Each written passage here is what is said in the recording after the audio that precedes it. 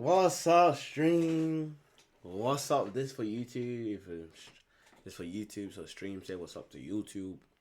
Um, Today we'll be doing. Does the CIA make people disappear? We're doing a reaction to a CIA whistleblower, a CIA spy revealed. He's been blowing up on TikTok. Literally, I'm scrolling TikTok. I'm seeing this guy.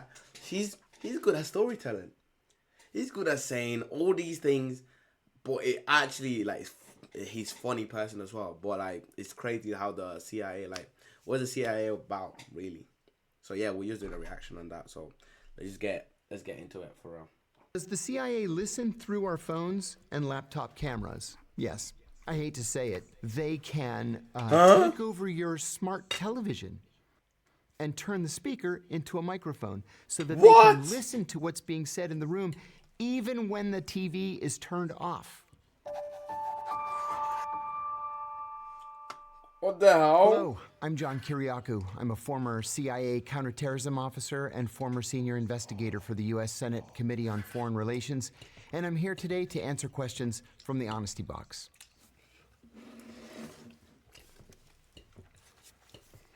The first one is, what did the CIA actually do? There are several answers to that question.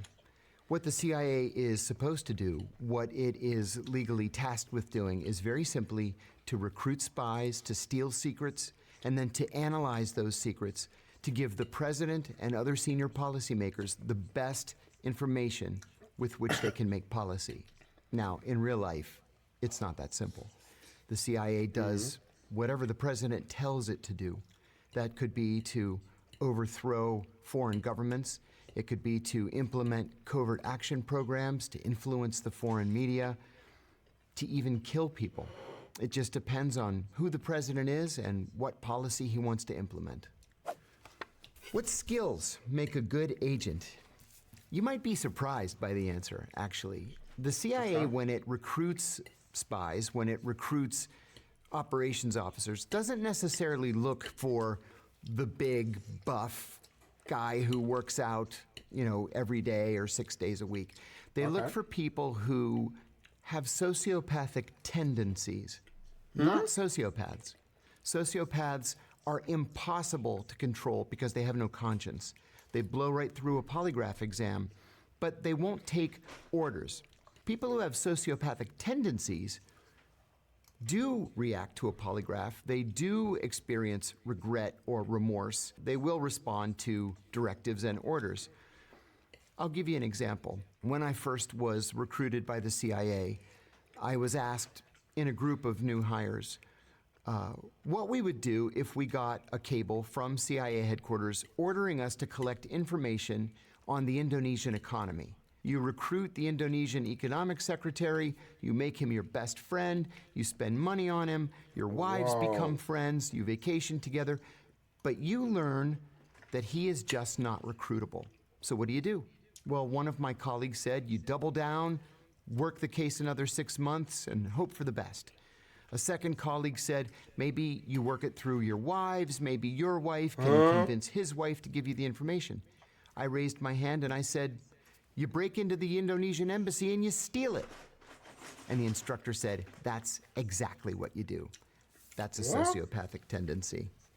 What's the coolest piece of spy tech you ever got to use? There's kind of a dirty little secret about spy tech, and it is that 95% of it is purchased from Amazon.com.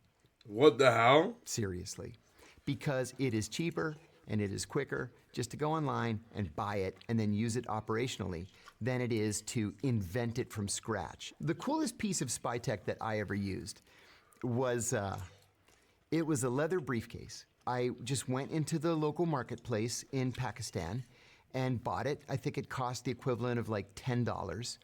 And over the course of 3 days, one of our technical officers pulled the threads out of it, installed a wire all the way around the briefcase, which could act as a listening device, and then packed the area around the wire with these little teeny tiny batteries. that I had never seen before. And then he sewed the whole thing closed again. So I walked into a meeting with my little briefcase. The bad guy took the briefcase from me, opened it up, looked through it. It didn't have anything in it because it was all sewn into the lining. And we sat there and had the meeting while my colleagues half a mile away were able to listen to the entire thing. It was very cool. Does the CIA listen through our phones and laptop cameras? Yes. I hate to say it. There was a dramatic leak in 2017 that the CIA came to call the Vault 7 disclosures. Gigabytes worth of documents leaked by a CIA technology engineer. What he told us was that the CIA can intercept anything from anyone, number one. Number two, they can remotely take control of your car through the car's embedded computer. To do what? To make you drive off a bridge, into a tree, to make you kill yourself and make it look like an accident. They can take over your smart television and turn the speaker into a microphone so that they can listen to what's being said in the room even when the TV is turned off. God knows what else they can do that hasn't been leaked. Are hitmen real? Yes. I figured, to be fair. At the National Security Council, there is a committee that meets every Tuesday morning at 9 o'clock to draw up something called the kill list. They sit around a table and they make a list of all the people that they want to kill that week. And then they take it back to the CIA, which has a dedicated unit. I won't tell you the name, but it has a dedicated unit that takes receipt of the list. They say, okay, number one. They drive to the airport, they get on the plane, they go out to that country, they kill the person, they come back, and then they go to number two on the list. That happens every single week. Now, we can have a conversation about whether that's right or whether it's wrong. It's certainly immoral. It's illegal, but it's been tasked by the president. At the same time, they will tell you there hasn't been another 9/11, has there? Maybe it's because we're out there killing people. What kind of people would be on that list? Oh, the most dangerous terrorists in the world. Or at least people that the CIA deems to be the most dangerous terrorists in the world. How does the CIA recruit spies in foreign countries? That cuts right to the very heart of what the CIA is. The CIA trains its officers in something called the asset acquisition cycle. It has 4 steps: spot, assess, develop, recruit. So let's say you're a brand new CIA officer overseas. You get out there and mingle and go to diplomatic cocktail parties or go anywhere where there might be a viable target for you. You spot the target, you go up. Hi, how are you? I'm the new officer at the American Embassy. I'm covering political affairs or economic affairs or trade or whatever it is you're doing.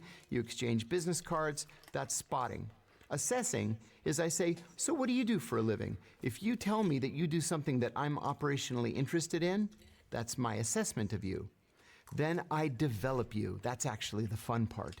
That is us going to lunch and going to dinner, and I spend money on you because I have literally an unlimited budget to do so. And maybe we go on vacation together, and our wives are friends, and you mention offhandedly that you like to go fishing, let's say, so I charter a boat for $4,000 and I take you deep sea fishing because you could never afford to do it on your own. And then we become best friends.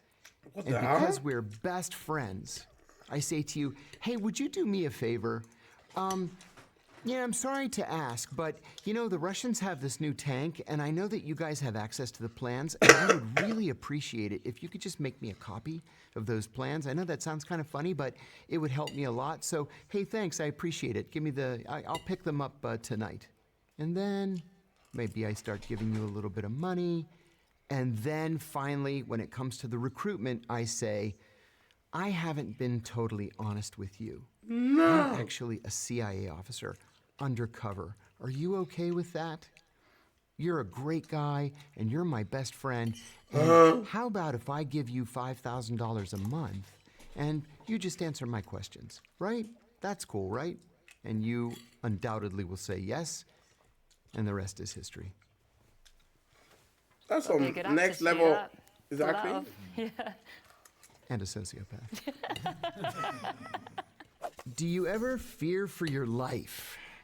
Not now, but over the course of my career, I did several times. And I'll give you one example. There were 2 active assassination attempts against me. In one, I just got lucky. And unfortunately, my next door neighbor was killed instead. He was the British defense attaché in Athens, Brigadier General Stephen Saunders. I think about it every single day. In another, an enemy country sent one of its officers and a double agent to kill me, but we had advance warning that it was going to happen, and we were able to neutralize the threat, as they say in the movies. But there was another experience that I had that troubled me deeply. I was serving in Pakistan at the time, and I was staying in a small guest house because it was safer than a big hotel. Sure enough, the big hotel was blown up and 45 people were killed while I was living there.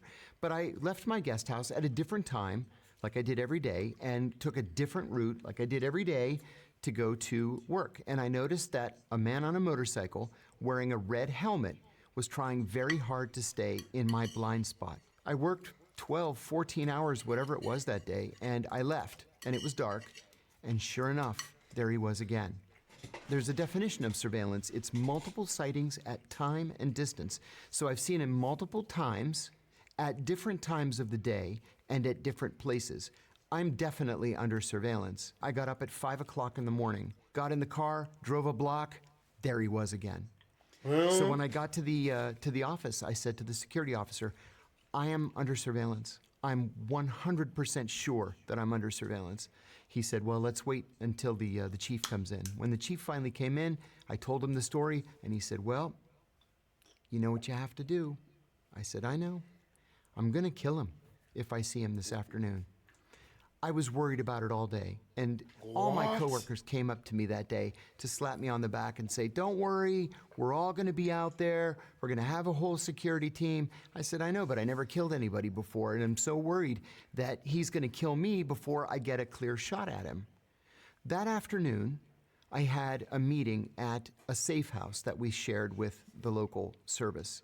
And on my way out at the end of the meeting, and I don't know why I did this, but I turned around and I said, General, are you following me? And he said, no, why?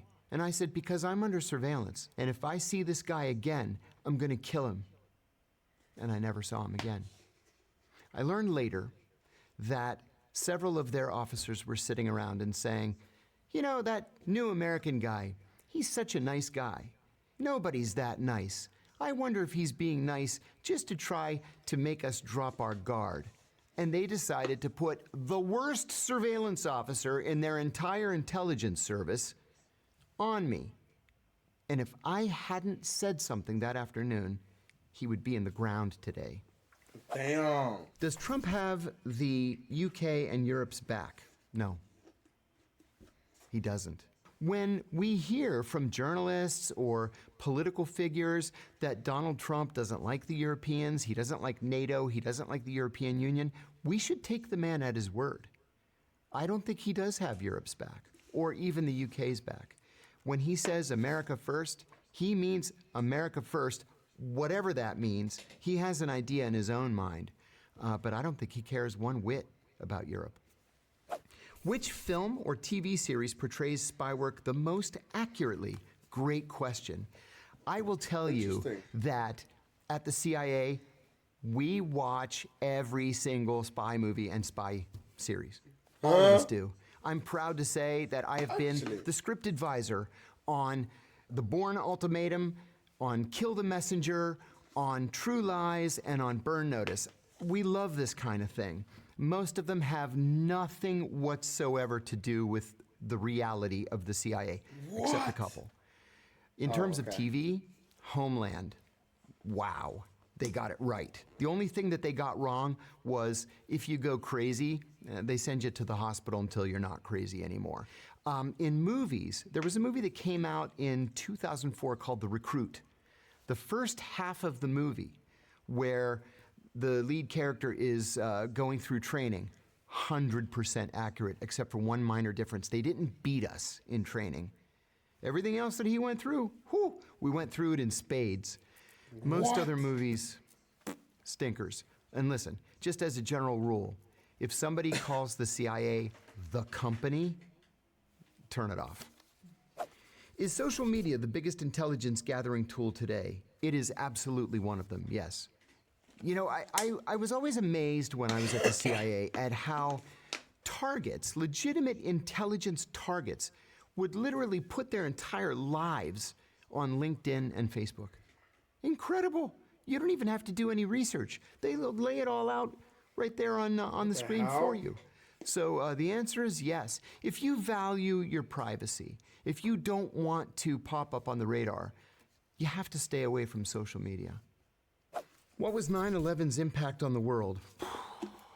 You know, I was in the CIA's headquarters on the morning of 9/11. Well, we knew we were at war. And one of the first thoughts that I had that morning was, does Osama bin Laden have any idea what he's done? Does he have any idea how many people are going to die? We all knew what the American response was going to be. It was going to be merciless. The question is, what was 9/11's impact on the world? It was dramatic and lasting. We're almost 24 years after the 9/11 attacks, and we still can't go through airports with our shoes on. Untold trillions of dollars have been spent on counterterrorism and defense, and that is probably never going to change. I need to eat my banana. Why are there so many wars in 2025? Well, do you want my real answer or do you want my diplomatic answer? My real answer is the U.S. has a defense budget that is bigger than the next 8 largest countries combined. After 9/11, the U.S. entered into something like a permanent wartime economy, where if we didn't have a war to fight and to finance, we would actually go into recession. Now, we see ourselves as the world's peacekeepers. In many cases, we're not. We tend to be places where we're not wanted or welcome, and we end up forgetting to leave. There's an old joke inside the CIA about Iran. Like, why would Iran put its country right in the middle of all of our military bases? There you have it. Why are there so many wars? It's because the U.S. has an activist foreign policy, and sometimes we make friends on the wrong side of issues.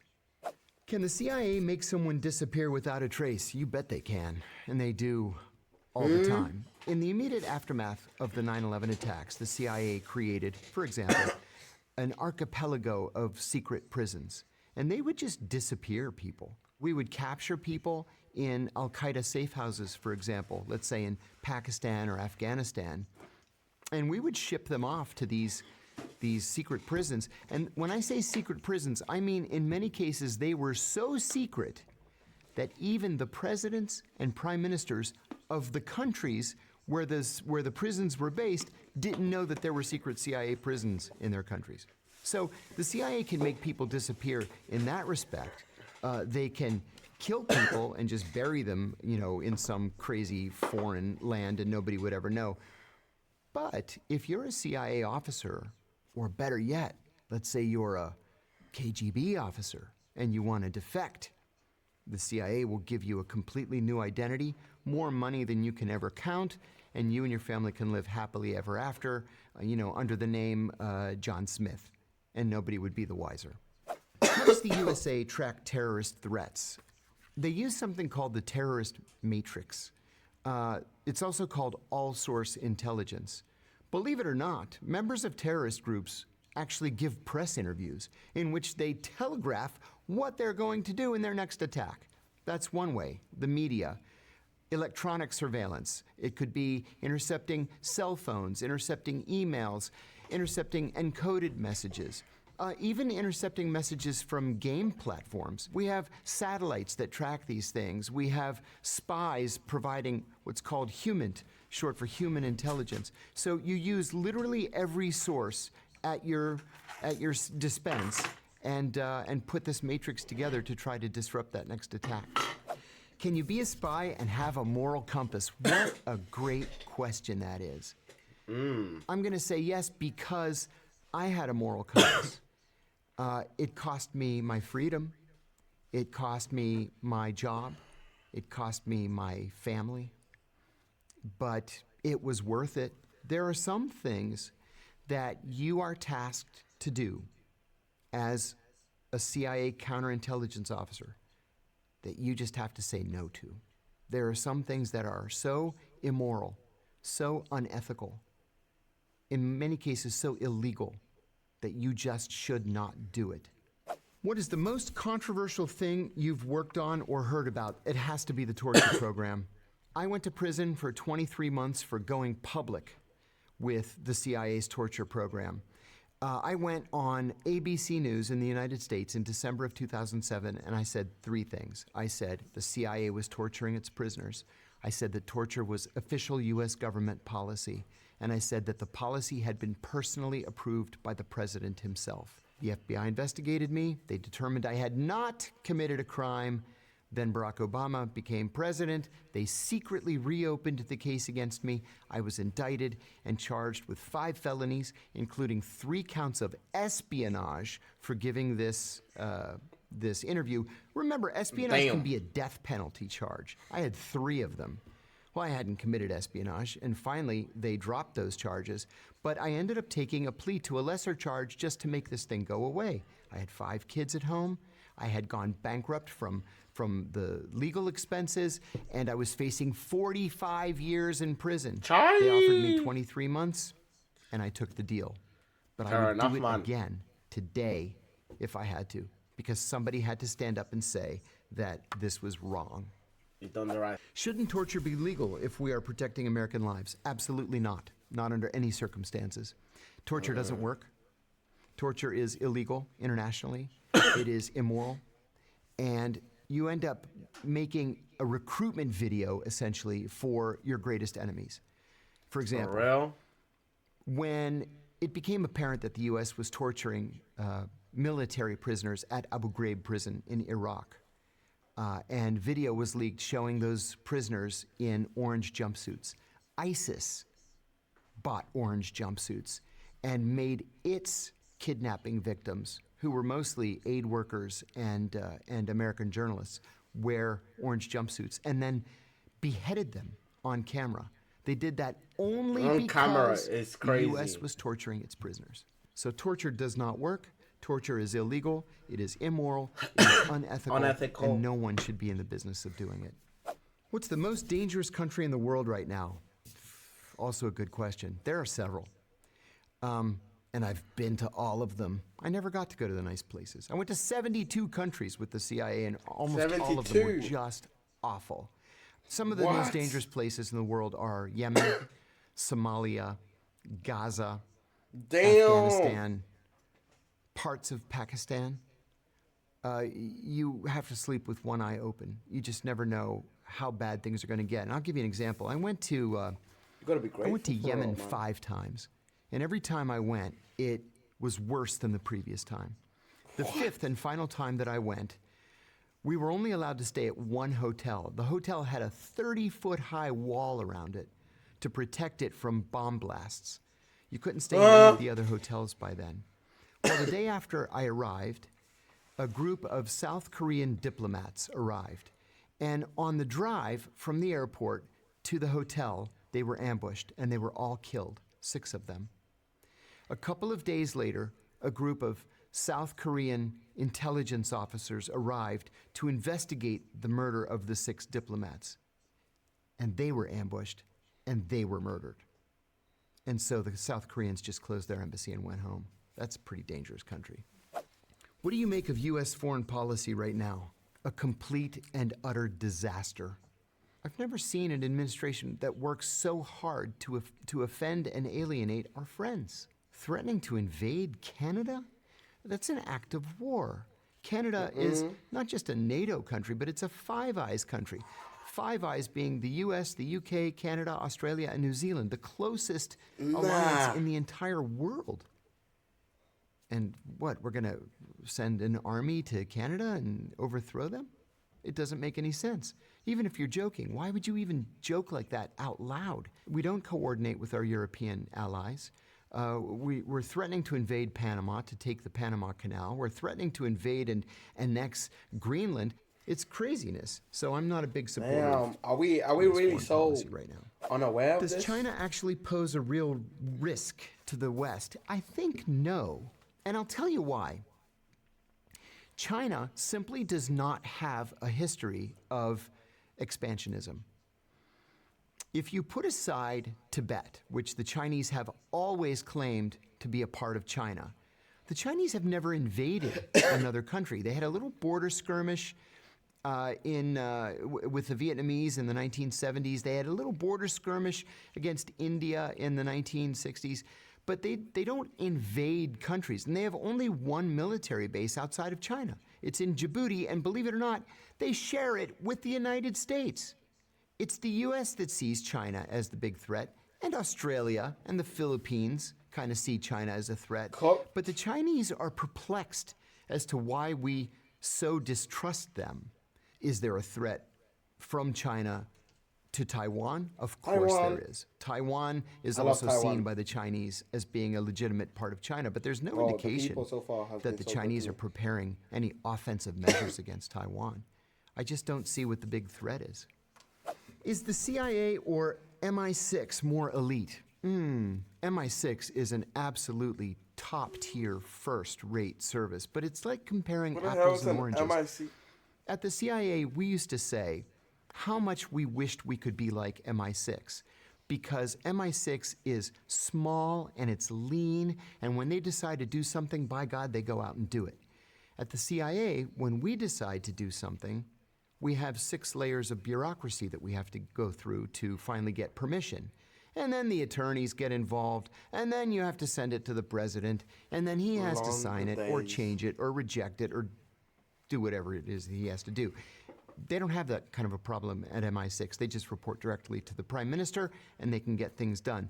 The CIA has a budget that absolutely dwarfs the MI6 budget, and we have our own, high-level technology budget, satellites and spy planes and all kinds of crazy things. So they're both great services, but they're different at the same time. Are sleeper agents real? Yes, they are. And the country that is the best at using sleeper agents is Russia. The United States doesn't have a program of sleeper agents, and I'm frankly unaware of any Western intelligence service that has sleeper agents or that uses sleeper agents. The Russians have an army of sleeper agents. In fact, just in the last 2 or 3 years, a group of Russian sleeper agents in Northern Virginia, including one in my neighborhood, were disrupted and arrested. So what a sleeper agent is somebody who is trained as an intelligence officer, who is then sent to the United States or the UK or Brazil or Paris or wherever, and told to just get a job, any job, and be a national of that country. And so you've got people who, in the case of what happened in Washington recently, one was an elementary school teacher, and one worked for an airline. Everybody thought they were Americans, and in fact, they're collecting classified information, mostly from U.S. defense contractors, and secretly transmitting it back to Russian intelligence in the evenings. They were disrupted and expelled from the United States. Is chief of disguise a real job? You bet it is. They have the most fun in the world. On the day that I got hired, I was sitting with 2 other brand new officers, and I sat down. I said, "Hi, my name's John. It's nice to meet you both." They said, "What are you going to do here at the agency?" I said, "I'm going to be an intelligence officer. I have degrees in Middle Eastern studies. What are you guys going to do?" The woman said to me, "Oh, I just graduated from the Falls Church, Virginia Academy of Beauty." Academy of Beauty. She ended up becoming a master disguise maker. What? And the guy on my left was a cartoonist for his college newspaper. He drew a little cartoon that was very popular. He became a master forger. So it doesn't really matter what your background is. If you're good at it, there's a place for you at the CIA. And many of those places are working for the director of disguise. What made you decide to blow the whistle? It's very brief. The question we've all been waiting for. At the CIA, we are trained to believe that everything in life is a shade of gray. And that is just simply not true. Some things are black and white. They're right or wrong. And the United States has laws that ban torture. We have the Federal Torture Act of 1946. We are not just signatories to the United Nations Convention Against Torture. We wrote the United Nations Convention Against Torture. In 1946, the United States executed Japanese soldiers who waterboarded American POWs. In 1968, an American soldier waterboarded a North Vietnamese prisoner and was given 20 years at hard labor in a military prison after being convicted of torture. The law never changed. So how is it then that from 2002 to 2005, torture was somehow magically legal? It wasn't legal. We were committing crimes against humanity. And so it was something that I having known the details, I couldn't sleep at night. And I believed, and in retrospect, I was right, that the American people had a right to know what their government was doing in their name. And I'm proud to say that because of my revelations, the McCain-Feinstein Amendment was passed into law, and it formally and permanently banned torture. I guess that's the end of the video. Stay frosty, ya dig?